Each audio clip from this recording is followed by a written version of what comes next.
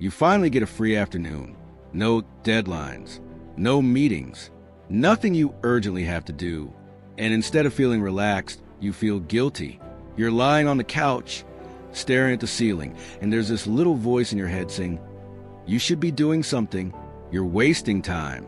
Everyone else is out there working, grinding, building their life, and you're just sitting here. Sound familiar? That feeling? It's not laziness. It's not weakness.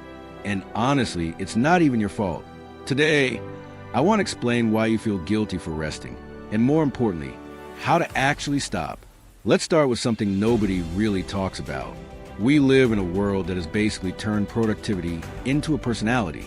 You scroll through social media and everyone's waking up at 5 a.m., journaling, cold plunging, running 5 miles, reading 3 books, starting a side hustle, all before breakfast, apparently. And if you're not doing that, if you're sleeping in, taking a slow morning, just existing without optimizing it, you feel behind. You feel like something's wrong with you. But here's the thing. This constant pressure to be productive didn't come from inside you. It was built into you by school, by work culture, by social media, by years of being told that your value as a person is tied to how much you get done. Pause beat, let that land. Your worth got mixed up with your output. And that's the root of all of this guilt. Here's where it gets a little psychological. But stick with me, because this one's important.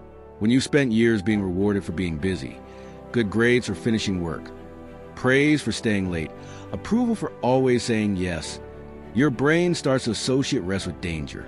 Not physical danger, but social danger.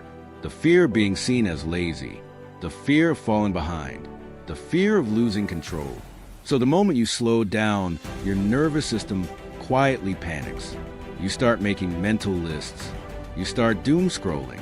You start doing random tasks just to feel like you're doing something, even if those tasks don't matter at all. Sound familiar? That's not productivity. That's anxiety wearing a productivity costume.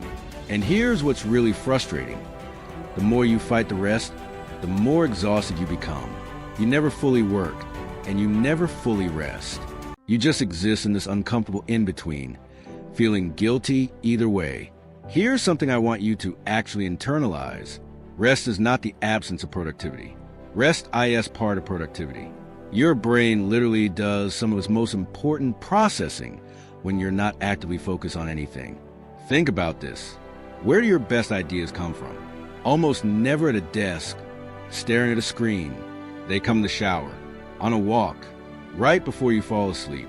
That moment when you're doing nothing, that's not a coincidence.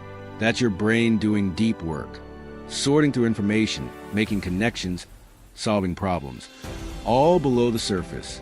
Slight shift in tone, warmer, more honest. So when you sit quietly with a coffee and stare out the window, you're not wasting time. You might actually be setting yourself up for your next breakthrough.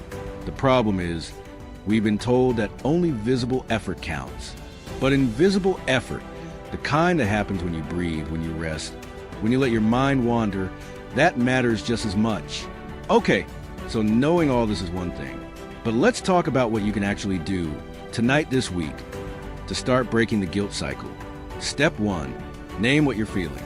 When you catch yourself feeling guilty for resting, just pause and say out loud or in your head, I'm feeling guilty right now. That's it. Don't fight it. Don't spiral into it. Just name it. Research backs this up. The act of labeling an emotion actually reduces its grip on you. You take the wheel back. Step 2, give your rest a reason. This one sounds simple, but it works. Instead of collapsing on the couch and then hating yourself for it, decide in advance. I'm going to rest for 30 minutes intentionally. Make it a choice, not a surrender. When rest is purposeful, the guilt has less room to creep in. Step 3, audit your inputs. Spend 1 week paying attention to what makes the guilt worse. My guess? It's probably social media. Seeing other people's highlight reels, their 5 a.m. workouts, their side projects, their productive Saturdays makes your normal, human pace feel shameful. You don't have to delete everything, but you do need to be aware of what's feeding the anxiety. Step 4, redefine what a good day looks like. Ask yourself, who wrote the definition you're trying to live up to? because I'll bet it wasn't you. A good day doesn't have to mean 12 tasks completed and a full inbox cleared. A good day can mean you felt present. You rested when you needed to. You showed up for one important thing. Start there. So here's what I want you to take away from this. You are not a machine. You were never supposed to run at full capacity every single day. The guilt you feel for doing nothing isn't proof that you're lazy. It's proof that you've been working too hard for too long without permission to stop. Give yourself that permission, not because you've earned it, not because you've finished everything on your list, but because you're a human being and rest is not a reward. It's a requirement. Here's what I want you to try tonight. Just tonight. Set a timer for 20 minutes. No phone, no tasks, no guilt. Just sit or walk or lie down, whatever feels right. And when the guilt shows up, and it will, just let it be there. Don't run from it. Don't fight it. Just notice it. You might be surprised how quickly it softens.